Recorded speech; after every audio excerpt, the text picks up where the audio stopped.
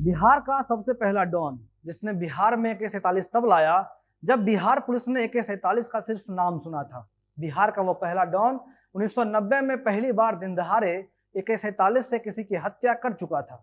उस वक्त बिहार में AK-47 के नाम से बिहार के पुलिस उस डॉन से इतना दूर रहते थे जितना कि सांप और चूहा एक दूसरे से रहते हैं। जब वो किसी गलियों से गुजरता था तो पुलिस वाले हर नाके से हट जाते थे।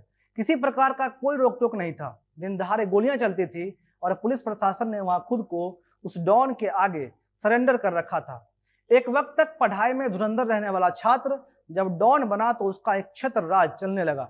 वह किसी के लिए मसीहा था तो किसी के लिए गुंडा, बिल्कुल किसी रॉबिन हुड की तरह। पर किसी आम इंसान से दबंगों का बाप बनना इतना भी आसान नहीं था। आज के इस वीडियो में हम आपको उसी इंसान के बारे में बताएंगे जिसने पढ़ाई में डबल MA कर रखा था और उसे बाकायदा दरभंगा में सब इंस्पेक्टर की नौकरी मिल चुकी थी। लेकिन फिर किस्मत ने कुछ ऐसा खेल खेला कि वो बिहार का सबसे पहला डॉन बन गया। नमस्ते, मेरा नाम मोहन शर्मा है और आप जनता जंक्शन देख रहे हैं। ये कहानी 90 के दशक के उस बिहार का है जब झारखंड बिहार में हुआ करता था। उसी 90 के दशक में एक नाम इतना कुख्यात हुआ कि इतना बड़ा सिस्टम भी उसके सामने नतमस्तक हो गया और वो नाम था अशोक सम्राट, या फिर आप सम्राट अशोक कह लीजिए उसका। सम्राट अशोक का जन्म बेगूसराय जिले के तेघरा गांव में हुआ था। अशोक का असली नाम अशोक शर्मा था और उसके पिता किसान थे। जन्म से लेकर आतंक के दुनिया में कदम रखने से पहले तक अशोक किसी आम युवा की तरह पढ़ाई कर रहे थे। खपरेल का घर था और उससे ऊपर उठने की इच्छा थी।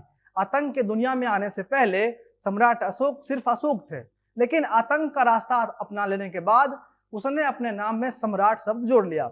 पढ़ाई में उसने संस्कृत से डबल MA किया और पढ़ लिखकर उसका सिलेक्शन दरभंगा में सब इंस्पेक्टर के पद के लिए हुआ। अशोक दरभंगा में ही थे कि उन्हें पता चला कि उनके सबसे जिगरी दोस्त रामविलास चौधरी उर्फ मुखिया ने जहर खा लिया है। अशोक दौड़कर दरभंगा रेलवे स्टेशन पर पहुंचे और वहां से सीधे ट्रेन पकड़कर बरौनी आ गए। तब तक अशोक के दोस्त को अस्पताल भेजा जा चुका था। दोस्ती इतनी गहरी थी कि बरौनी उतरने के बाद अशोक अस्पताल नहीं गए। वो तमतमाकर अपने घर पहुंचे और वहां एक रिवॉल्वर निकालकर गोली अपने पेट में मार ली। अशोक ने सोचा कि जब मेरा दोस्त जिंदा नहीं रहेगा तो फिर मैं जिंदा भी नहीं रहूंगा।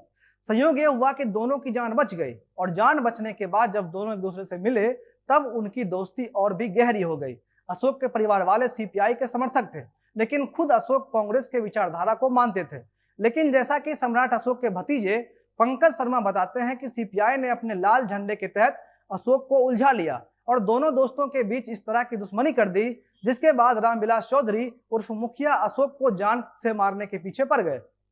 बार बार सम्राट अशोक को ढूंढा जा रहा था ताकि उनका कत्ल हो सके। कत्ल के डर से अशोक ने बेगूसराय छोड़ दिया और वहां से भागकर मुजफ्फरपुर भाग गए। फिर वहां से अशोक ने अपने हाथ से अपने भाग्य में आतंक का रास्ता लिख लिया। अब पहला सवाल यह था कि अशोक के पास AK-47 आया कहां से।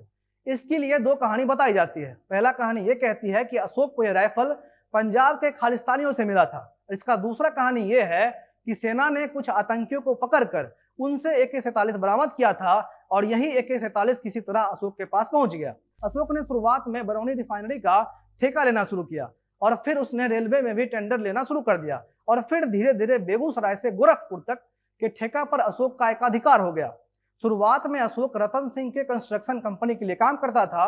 उस वक्त के दबंग नेता हेमंत शाही के लिए भी अशोक काम कर चुका था। इस बीच सम्राट अशोक ने शूटिंग भी सीखा और अपने समय के सबसे बेहतरीन शूटर बन गए। एक आम इंसान से आतंक का आका बनने तक में अशोक की उपलब्धि यह भी थी कि पुलिस के पास अब तक अशोक की एक भी तस्वीर नहीं थी, इसलिए कभी पुलिस ने उसे पकड़ा ही नहीं। एक इनकाउंटर में जब वो मारा गया तो इनकाउंटर करने वाले शशिभूषण शर्मा को भी यह पता नहीं था कि उनके हाथ से आज बिहार का सबसे बड़ा डॉन मारा गया है।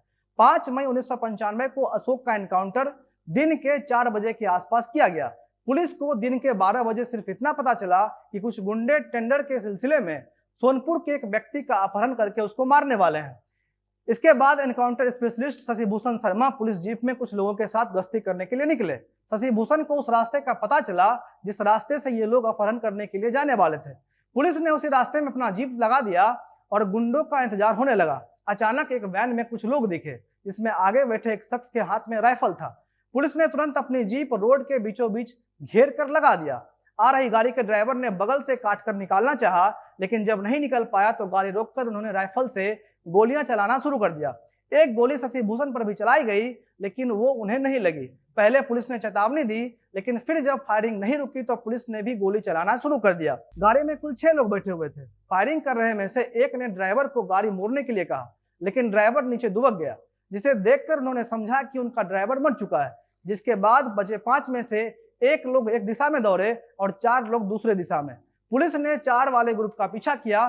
फिर संयोग से खेत में काम कर रहे किसानों ने भी पुलिस के साथ डकैत डकैत चिल्लाकर उनके पीछे दौड़ने लगे, जिसमें एक ग्रामीण की मौत उनके फायरिंग में हो गई।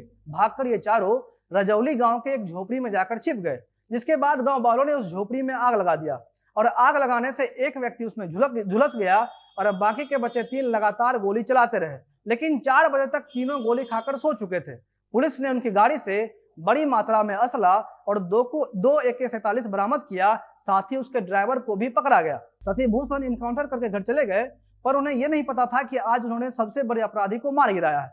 बाद में पटना के एसपी ने शशि भूषण को वैशाली से विशेष रूप से पटना लाया और फिर उन्हें सचिवालय थाना का इंस्पेक्टर बना दिया गया।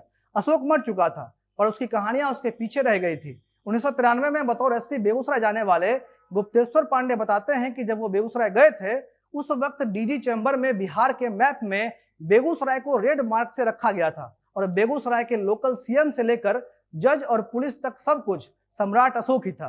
प्रशासन पूरी तरीके से सरेंडर था और बेगूसराय में भर भर के अपराधी रह रहे थे और सिर्फ 6 से 8 महीने में कम्युनिटी पुलिसिंग की मदद से 600 से अधिक ज्यादा अपराधियों ने सरेंडर किया और करीब 40 इनकाउंटर में मारे भी गए। तो ये थी सम्राट अशोक की कहानी। अगर ये कहानी आपको अच्छी लगती है तो उसको शेयर करिए। धन्यवाद।